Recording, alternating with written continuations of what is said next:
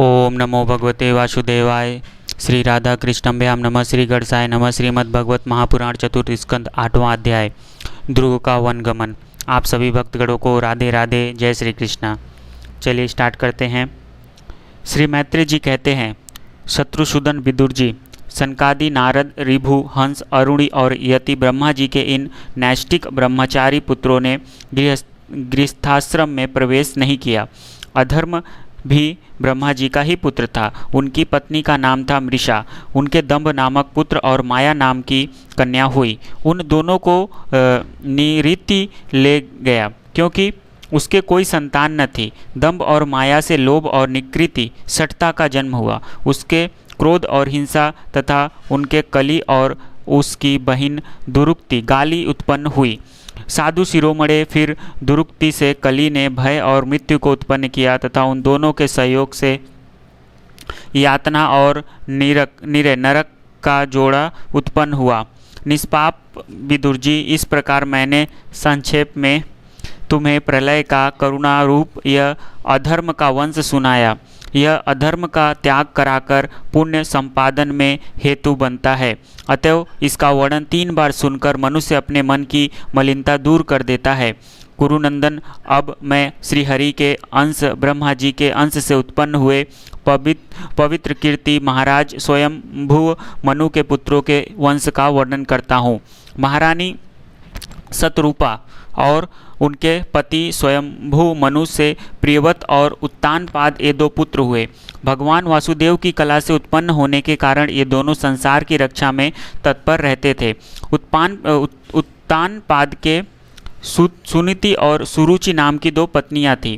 उनमें सुरुचि राजा को अधिक प्रिय थी। सुनीति, जिसका पुत्र ध्रुव था, उन्हें वैसी प्रिय नहीं थी। एक दिन राजा उत्तानपाद सुरुचि के पुत्र उत्तम को गोद में बिठाकर प्यार कर रहे थे।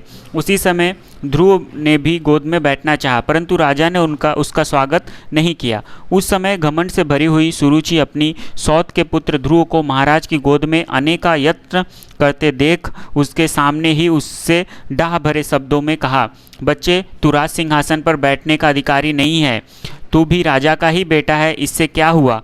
तुझको मैंने तो अपनी कोख में नहीं धारण किया। तू अभी नादान है। तुझे पता नहीं है कि तूने किसी दूसरी स्त्री के गर्भ से जन्म लिया है, तभी तो ऐसे दुर्लभ विषय की इच्छा कर रहा है। यदि तुझे राज सिंहासन की इच्छा है तो तपस्या करके परम पुरुष नारायण की आराधना कर और उसकी कृपा से मेरे गर्भ में आकर जन्म ले। श्री मैत्रेय जी कहते हैं, विदुर जी, जिस प्रकार डंडे की चोट खाकर सांप फुफकार मारने लगता है, उसी प्रकार अपनी सौतेली माँ के कठोर वचनों से घायल होकर ध्रुव क्रोध के मारे लंबी लंबी सांस लेने लगा। उसके पिता चुपचाप यह सब देखते रहे, मुंह से एक शब्द भी नहीं बोले। तब पिता को छोड़कर ध्रुव रोता हुआ अपनी माता के पास आया। उसके दोनों होठ फड़क रहे थे और वह सिसक सिसक कर रो रहा था। सुनीति ने बेटे को गोद में उठा लिया और जब महल के दूसरे लोगों से अपनी सौत सुरुचि की कही हुई बातें सुनी, तब उसे भी बड़ा दुख हुआ। उसका धीरज टूट गया। वह दावानल से जली हुई बेल के समान शोक से संताप होकर मुरझा गई तथा विलाप करने लगी। सौत की बातें याद आने से उसके कमल सरीखे नेत्रों में आंसू भर आए।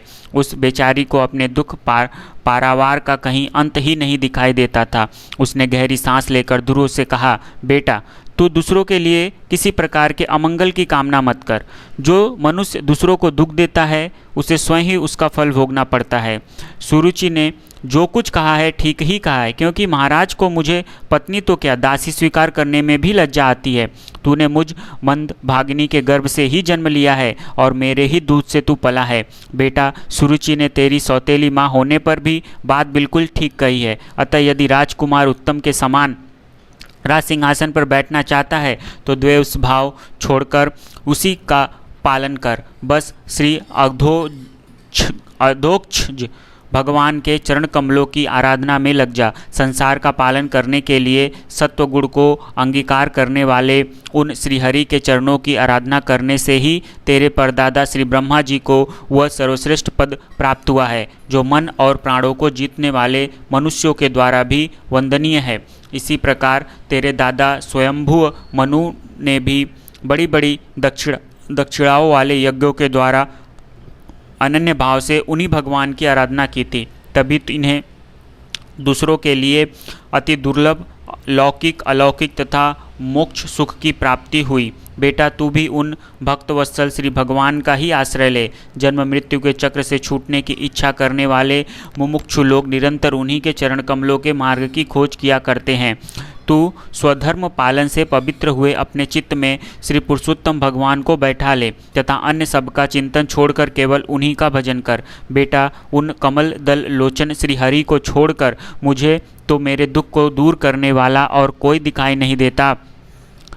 देख, जिन्हें प्रसन्न करने के लिए ब्रह्मा आदि अन्य सब देवता ढूंढते रहते हैं, वे श्री लक्ष्मी जी भी दीपक की भांति हाथ में कमल लिए निरंतर उन्हीं श्री हरि की खोज किया करती हैं। श्री मैत्रेय जी कहते हैं, माता सुनीति ने जो वचन कहे वे अविष्ट वस्तु की प्राप्ति का मार्ग दिखाने वाले थे, अतः उन्हें सुनकर ध्रुव ने बुद्धि द्वारा अपने चित्त का समाधान किया। इसके बाद वे पिता के नरक से निकल पड़े। यह सब समाचार सुनकर और ध्रुव क्या करना चाहता है, इस बात को जानकर नारद जी वहाँ आए। उन्होंने ध्रुव के मस्तक पर अपना पापनाशक कर कमल फेरते हुए मन ही मन विस्मित होकर कहा, अहो, क्षत्रियों का कैसा अद्भुत तेज है, वे थोड़ा सा भी मान भंग नहीं सह सकते। देखो, अभी तो यह नन्हा सा बच्चा है, तो भी इसके हृदय में सौतेली माता के कटु वचन घर कर गए हैं। तत्पश्चात नारद जी ध्रुव से कहा, बेटा, अभी तो तू बच्चा है, खेल कूद में ही मस्त रहता है। हम नहीं समझते कि इस उम्र में किसी बात से तेरा सम्मान या अपमान हो सकता है। यदि तुझे मान अपमान का विचार ही हो तो बेटा, असल में मनुष्य के असंतोष का कारण मोह के सिवा और कुछ नहीं है। संसार में मनुष्य अपने कर्मानुसार ही मान अपमान या सुख दुख आदि को प्राप्त होता है। तात, भगवान की गति बड़ी विचित्र है, इसलिए उस पर विचार करके बुद्धिमान पुरुष को चाहिए कि दैववश उसे जैसी भी परिस्थिति का सामना करना पड़े उसी में संतुष्ट रहे। अब माता के उपदेश से तू योग साधना द्वारा जिन भगवान की कृपा प्राप्त करने वाला है, मेरे विचार से साधारण पुरुषों के लिए उन्हें प्रसन्न करना बहुत ही कठिन है। योगी लोग अनेकों जन्मों तक अनासक्त रहकर समाधि योग के द्वारा बड़ी बड़ी कठोर साधनाएं करते रहते हैं, परंतु भगवान के मार्ग का पता नहीं पाते। इसलिए तू यह व्यर्थ का हट छोड़ दे और घर लौट जा। बड़ा होने पर जब परमार्थ साधन का समय आवे तब उसके लिए प्रयत्न कर लेना। विधाता के विधान के अनुसार सुख दुख जो भी प्राप्त हो उसी में चित्त को संतुष्ट रखना चाहिए। योग करने वाला पुरुष मोह में संसार से पार हो जाता है। मनुष्य को चाहिए कि अपने से अधिक गुणवान को देखकर प्रसन्न हो, जो कम गुणवाला हो उस पर दया करे और जो अपने समान गुणवाला हो उससे मित्रता भाव रखे। योग करने से उसे दुख कभी नहीं दबा सकते। ध्रुव ने कहा, भगवान, सुख दुख से जिसका चित्त अच्छल हो जाता है, उन लोगों के लिए आपने कृपा करके शांति का यह बहुत अच्छा उपाय बतलाया, परंतु मुझ जैसे अज्ञानियों की दृष्टि यहाँ तक नहीं पहुँच पाती। इसके सिवा मुझे घोर क्षत्रिय स्वभाव प्राप्त हुआ है, अतः मुझमें विनय का प्राय अभाव है। सुरुचि अपने कटु वचन रूपी बाणों से मेरे हृदय को विदीर्ण कर डाला है, इसलिए उसमें आपका यह उपदेश नहीं ठहर पाता।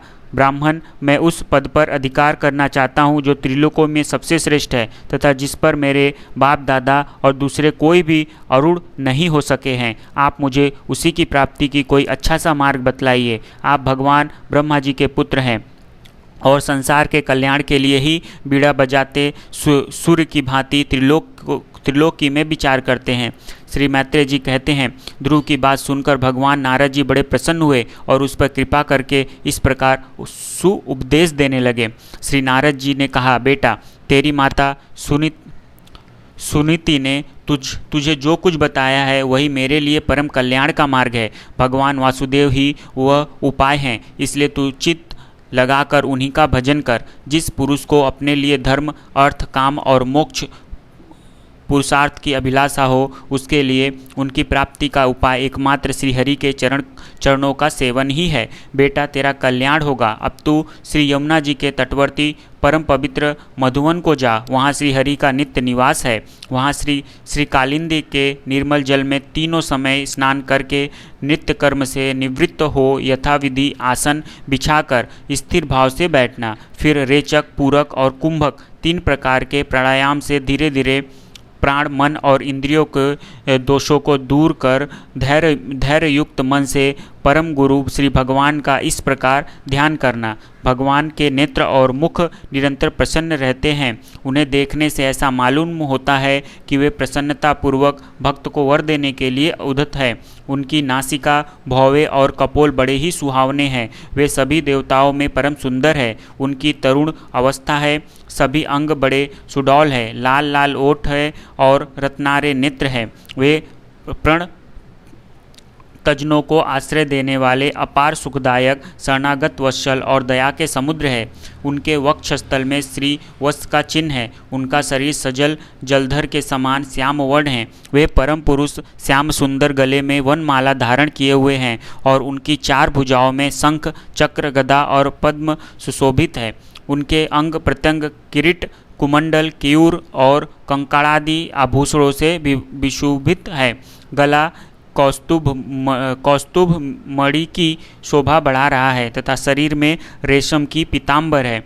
उसके कटी प्रदेश में कांजन की करघनी और चरणों में सुवर्णमय नूपुर पैजनी सुशोभित है। भगवान का स्वरूप बड़ा ही दर्शनीय, शांत तथा मन और नयनों को आनंदित करने वाला है। जो लोग प्रभु का मानस पूजन करते हैं उनके अंतःकरण में वे हृदय कमल की कर्णिका पर अपने नख माड़ी मंडित मनोहर पादार बिंदों को स्थापित करके विराजते हैं। इस प्रकार धारणा करते करते जब चित्त स्थिर और एकाग्र हो जाए तब उन वरदायक प्रभु का मन ही मन इस प्रकार ध्यान करे कि वे मेरी और अनुराग भरी दृष्टि से निहारते हुए मंद मंद मुस्कुरा रहे हैं।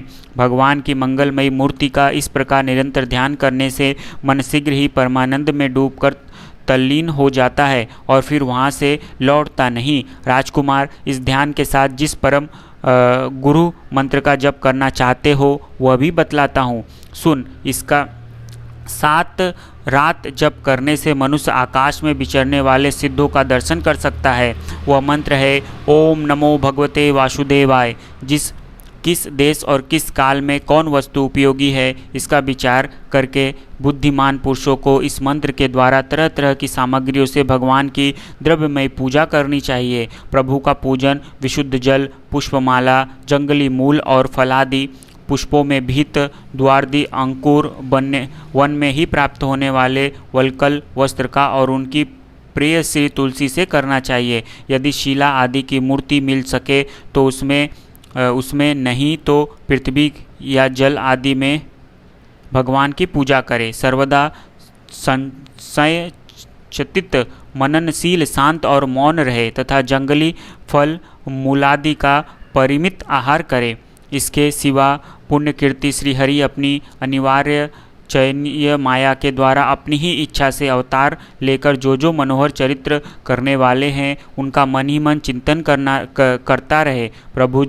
प्रभु की पूजा के लिए जिस उपचारों का विधान किया गया है उन्हें मंत्र मूर्ति श्रीहरि को द्वाक्षाक्ष मंत्र के ही द्वारा ही अर्पण करे। इस प्रकार जब हृदय स्थित हरि का मन, वाणी और शरीर से भक्तिपूर्वक पूजन किया जाता है तब वे निश्चल भाव से भली भांति भजन करने वाले अपने भक्तों के भाव को बढ़ा देते हैं और उन्हें उनकी इच्छा के अनुसार धर्म, अर्थ, काम तथा मोक्ष रूप कल्याण प्रदान करते हैं। यदि उपासक को इंद्रिय संबंधी भोगों से वैराग्य हो गया हो तो वह मोक्ष प्राप्ति के लिए अत्यंत भक्तिपूर्वक अविच्छिन्न भाव से भगवान का भजन करे। श्री नारद जी से इस प्रकार उपदेश पाकर राजकुमार ध्रुव ने परिक्रमा करके उन्हें प्रणाम किया। तदंतर उन्होंने भगवान के चरण चिन्हों से अंकित परम पवित्र मधुवन की यात्रा की। ध्रुव के तपोवन की ओर चले जाने पर नारद जी महाराज उत्तानपाद के महल में पहुँचे। राजा ने उनकी यथायोग्य उपचारों से पूजा की। तब उन्होंने आराम से आसन पर बैठकर राजा से पूछा। श्री नारद जी ने कहा, राजन, तुम्हारा मुख सूखा हुआ है। तुम बड़ी देर से किस सोच विचार में पड़े हो?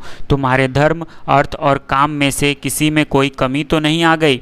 राजा ने कहा, ब्राह्मण, मैं बड़ा ही त्रोण और निर्दय हूँ। हाय, मैंने अपने 5 वर्ष के नन्हे से बच्चे को उसकी माता के साथ घर से निकाल दिया। मुनिवर, वह बड़ा ही बुद्धिमान था। उसका कमल सा मुख भूख से कुम्हला गया होगा। वह थक कर कहीं रास्ते में पड़ गया होगा। ब्राह्मण उस असहाय बच्चे को वन में कहीं भेड़िया न खा जाए। अहो, मैं कैसा स्त्री का गुलाम हूँ, मेरी कुटिलता तो देखिए। वह बालक प्रेमवश मेरी गोद में चढ़ना चाहता था, किंतु मुझ दुष्ट ने उसका तनिक भी आदर नहीं किया।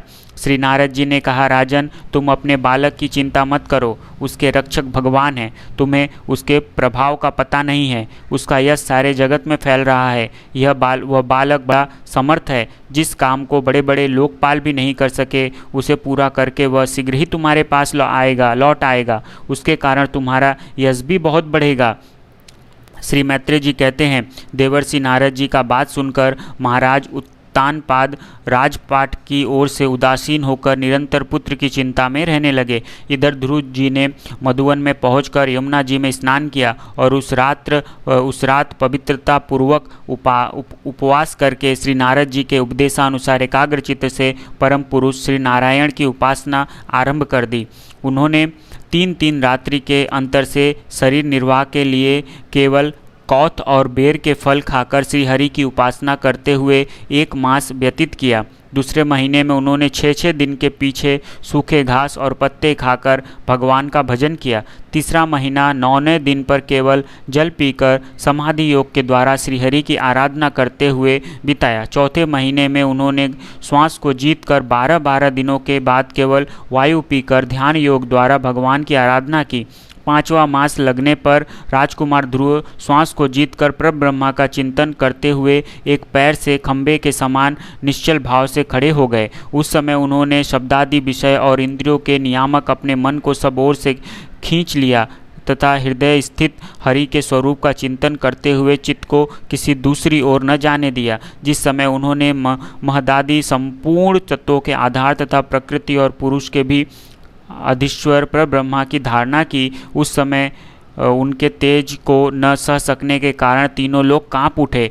जब राजकुमार ध्रुव एक पैर से खड़े हुए तब उनके अंगूठे से दबकर आधी धरती इस प्रकार झुक गई जैसे किसी गणराज के चढ़ जाने पर नाव पद पद दाईं बाएं और डगमगाने लगती है। ध्रुव जी अपने इंद्रिय द्वार तथा प्राणों को रोककर अनन्य बुद्धि से विश्वात्मा श्रीहरि का ध्यान करने लगे। इस प्रकार उनकी समष्टि प्राण से अभिन्नता हो जाने के कारण सभी जीवों का श्वास प्रवास रुक गया। इससे समस्त लोक और लोकपालों को बड़ी पीड़ा हुई और वे सब घबराकर श्रीहरि की शरणों में गए।